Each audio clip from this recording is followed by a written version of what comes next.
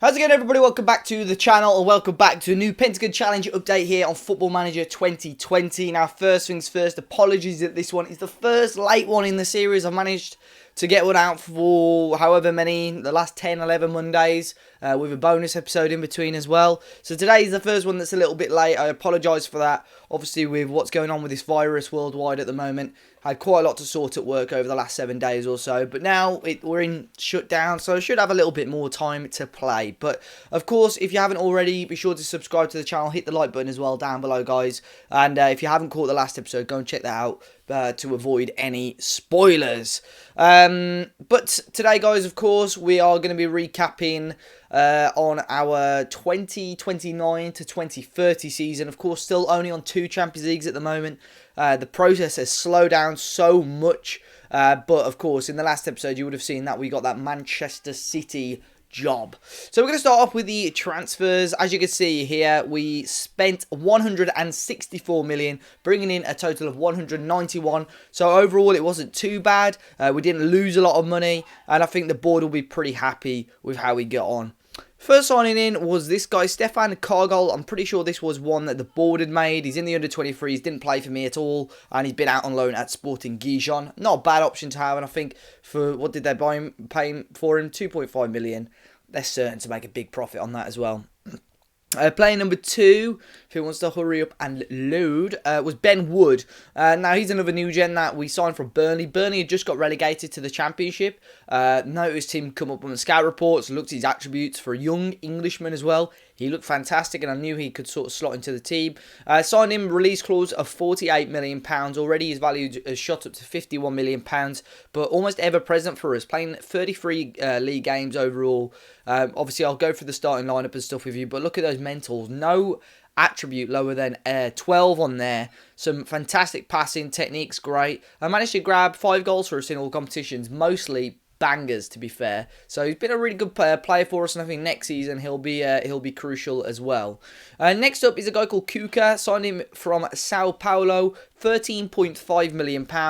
And he was a fringe player, really, a backup player, but did fantastically whenever he played in the Europa League this season for us. As you can see, some key attributes. Could play quite well, quite versatile. Could play through the midfield and even on the right hand side. I'd probably say attacking midfield is probably his best position. And as you can see, great dribbling, great first touch, great free kick taking, good passing, good technique, and mentally he's good as well, and physically he's great. So I think for that sort of money, again, his value is going to shoot up. If we ever look to sell, we'll get a lot of money for him.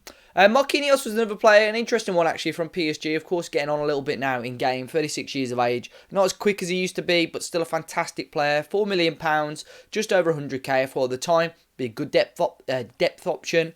3-star current ability, but still played 18 games for us, 27 games overall in all comps, 2 goals as well. And I think for the great value for money, really. His value's actually gone up, but yeah, he's a really good player, and he's actually managed to get into the Brazil squad again for, I'm pretty sure it's the World Cup, so he's done well there.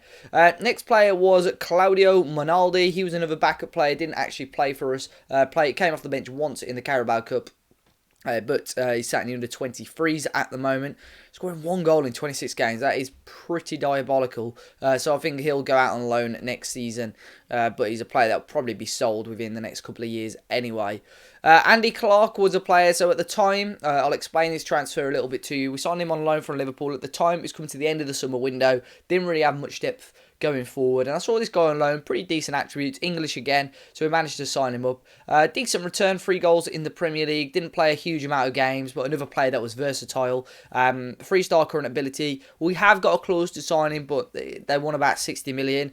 If he does come up on the transfer list, and I think there's probably a high possibility that Liverpool will transfer list him, if we can get him for 30, 35 million, I might take a punt. But again, it was a decent backup option for us, not on a ridiculously high wage either. Next up, we've got Adriano Lazzaretti. So it came to January, or coming up to January, and one of our biggest downfalls was our ability in front of goal. For some unknown reason, we were playing okay, just in my opinion, weren't scoring enough goals. So this guy was the marquee signing. £79 million we spent on this guy, Adriano Lazzaretti from Lazio, and he's an unbelievable talent. 24 years of age, worth 74 million. He's on 225 grand a week. 17 finishing, really decent. Managed to get 12 goals in 23 games for us, which isn't the worst return in the world. I'm probably hoping next season for him to grab 25-30 goals for us in all competitions. But really good player. Great physically as well, really quick.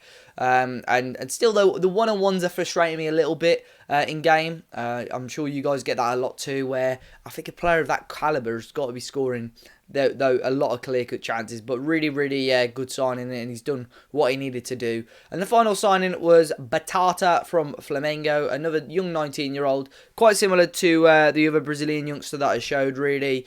Signed him up, being a French player, played a couple of games in the FA Cup, but that's about it for the time being. Now, big players that left the club, we'll just go through quickly some of the most valued. First one being Antonio Paulo Pistillo. He was the backup striker, to be fair. As you can see, he's a really good player, and probably could have and should have got a lot more money, but he was moaning a lot at game time. I've tried to do a swap deal with Real Madrid with a couple of their players, which I'll show you, which I'm hoping to try and get for next season. But we managed to sell him in the end to Napoli. Lorenzo Mora, who was our backup left back. He's a good player, but I just don't think he's as good as £50 million. So that's why I cashed in on him in the summer. Because see, his crossing's not great. His tackling's okay. His heading's poor. So I think we made a lot of good money on him. Ousmane Dembele also went. He was on a ridiculous wage. I knew he wasn't going to be playing a massive amount of football. So he still managed to get 25 million for him. Jack Adair was another backup player, which I didn't think was going to play much. Northern Irish. He went to Fiorentina for just under 25 million. Michael Ali was a backup centre-back. He went to Lazio for 20 million. So you could see there was a lot of almost dead wood in the club that we managed to get a good amount of money for. Rodri ended up going on a free. I think that was already pre-arranged, and I don't think the fans were too happy with that, but that one was out of my control anyway. But let's move on to actually what happened throughout the season there, the transfers. And as you can see here, finishing 4th in the Premier League, very tight altogether. Liverpool won the league in the end by 2 points. It went to the final day with Spurs and Liverpool on the same amount of points, and in the end Spurs dropping points to give Liverpool the title.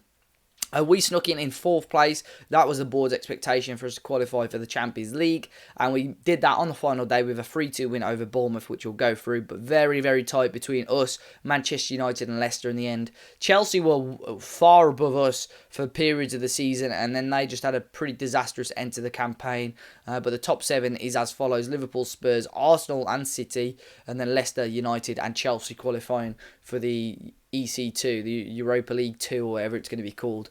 Unfortunately, in the Europa League, we were knocked out in the semi-final. We took a 1-0 lead into the second leg against Schalke, and they turned it around, beating us 2-0 in the second leg to knock us out. In the FA Cup, we were knocked out in the 5th round by Southampton. They smashed us and knocked out in the quarter-final of the Carabao Cup.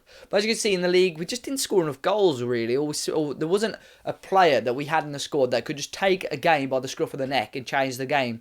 Lautaro Martinez and Sebastian Vargas finished our top goal scorers in the league with 10 goals apiece. Raheem Sterling, Elias Kako and Kuka with 4 goals apiece. FA Cup and Carabao Cup as well.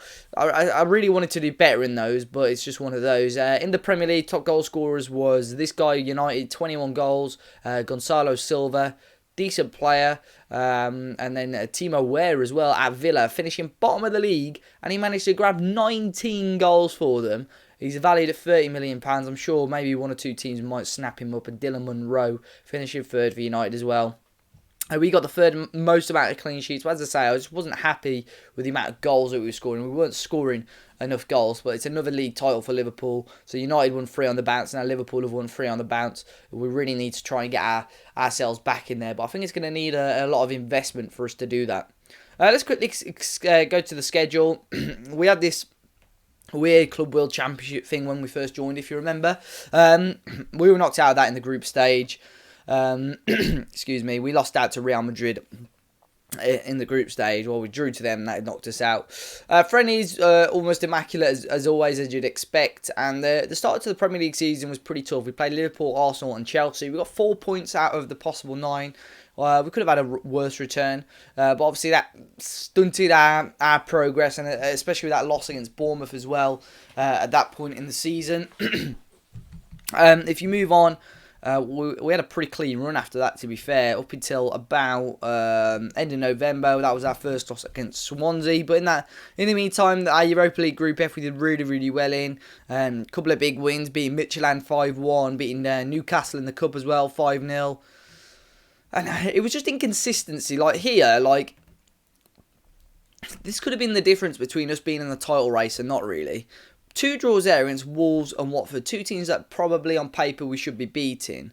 Obviously getting knocked out in the Carabao Cup. And then 2 games ago against West Ham and Leicester. Now Leicester obviously got Europa League, but West Ham we should be beating as well.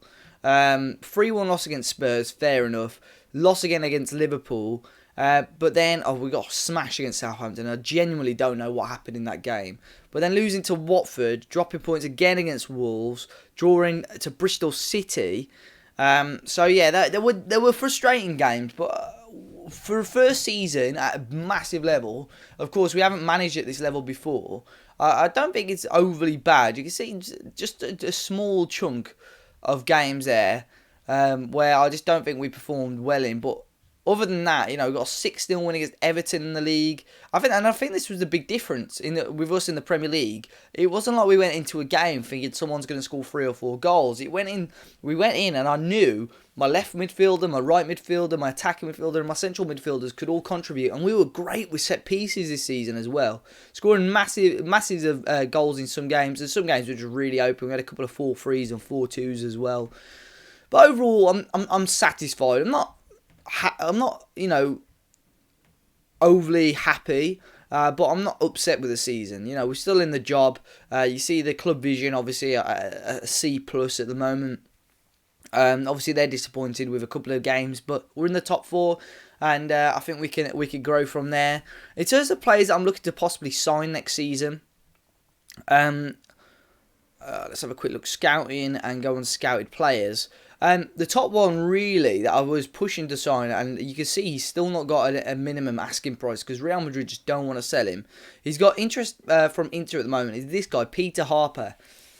Now he's unbelievable. I tried that Pastillo guy that I was showing you earlier, I tried to get some swap deals with him involved, but it just wasn't to be. But maybe I could push for another big signing of him. There's a couple of players, Mbappe, who I did have a bid accepted for, but he wanted about 600 grand a week, so I pulled out of that deal. So there's plenty of good players, and I think that's the difference now. Well, we're so far into the game, every Premier League team has got unbelievable players. And in the end, of course, Liverpool winning the league with 87 points. I've not really... let's have a look at their key player. Kevin Wood. Yeah, this Scottish guy is just unreal. Unbelievable player. And he managed only, 13 goals. There's not... Every team is strong, but there's no real prolific players. United had that guy with 20 goals. Normally you see players score 25 goals, at least a few of them. So the fact that not many players smash that amount of goals in, I think says something. I think everybody, is, in terms of quality, is just gone up and up and up. I'm going to quickly show you the squad though, the players that obviously played quite regularly and so on. So I only had 2 goalkeepers. The one that played most regularly was Matteo Passerini. Unfortunately for him, he's not been picked for the Italy squad for the World Cup, but kept a massive 17 clean sheets this season, only 22 years of age. We've got some great players. Fikayo Tomori's still at the club as well, getting on a little bit. He's not the strongest of defenders, but physically he's great. And I think as a backup option, he still played a massive amount of games for us this season. Daniel Hoey as well. He's a young Englishman who's great. Played 33 games in the league. Really decent average rating for a centre-half. Max Aarons, Dest. See, my fullbacks, in my opinion, just aren't strong. And there's no strong fullbacks. There's no left or right back that I've seen on this game, this season at least, where I've gone, Jesus, we need to sign him. They're all massively overpriced. And I think if I could get anyone with decent tackling, decent crossing, I think we're on to a winner. But Max Aaron still managed to notch 7 assists, which I don't think is the worst return in the world. Jude Bellingham, again, he's not a ridiculous standout in any certain area, but he's just Mr. Consistent. He's got all the attributes that you need to at a decent level. And as you can see, again, his average rating was great. And another 8 assists for him in all comps as well. playing in the number 10, in the holding midfield role as well. Marcos Antonio is an unbelievable player as well. He's someone, a central midfielder, which does stand out a little bit more. 29 years of age now. He's got that experience, but he's valued at £68 million. That's what you'd expect. And he notched up a couple of goals. He was the main penalty taker. He did miss a number of penalties, to be fair. But as you can see there, he missed 2 penalties in the Europa League. Got 2 and 2 in the league. Both of his league goals were penalties. Who else? We've got Ben Wood, obviously. We've gone through Cuckoo. We've gone through. This guy's Edwin Berenda, who's unbelievable. He was injured for quite a large part of the season, but such a good player. And probably a player I underrated quite a lot. And the fact that I always have my go-to players, and I never really, I kind of looked over Edwin Berens, but I think next season, if we can get him fully fit, he could be a real asset to us, and someone we could kick on with next season. Raheem Sterling, at the age of, 35 now, he's still great, he's still got decent physicals. At that sort of age, a player like him, I think the fact that he's carrying on playing is great, and he's still a great player, and scored 7 goals for us in the league, which is a great return for a winger. Lautaro Martinez, the level top goal scorer, really, 10 goals in the league, 1 goal in the Europa League, still unbelievable. At 32 now, he's on a massive wage. Do we look to cash in? I think if we get 50, 60 million bids, maybe I will, but I think the main man at the moment is Adriano Lazzaretti, which need to get him kicking and firing. One that baffles me throughout this whole series, really, in whichever formation I use, the left winger tends to notch up a ridiculous amount of goals. And I don't know what it is. Well, this is my left winger, Sebastian Vargas, who's a good player. He finished top goal scorer for us in all comps. He's a good player. But I've got 6, 7, 8 players with better technicals than this guy. Yet he just always seems to score. And I don't know what it is. He's valued pretty high. But I would not pay 70 million for that player. He's valued at 67 million. I would not pay that, but he just seems to get the job done. And that's what it is. So, Manchester City, we're in the Champions League. That was the main thing. But I think this summer is going to be huge and crucial for the rest of this series. We need to crack on. We need to add masses of quality. I think defence is a big area I'm going to try and go with. And formation as well. We played the 4-2-3-1 again. But I think there's a formation where we just take opponents and crush them and just don't let them breathe, and we can win games easily. That was our thing. We struggled. Win silverware by the end of next season. They think we're going to struggle. You know, my contract's up at the end of the season. I've got to prove something to them.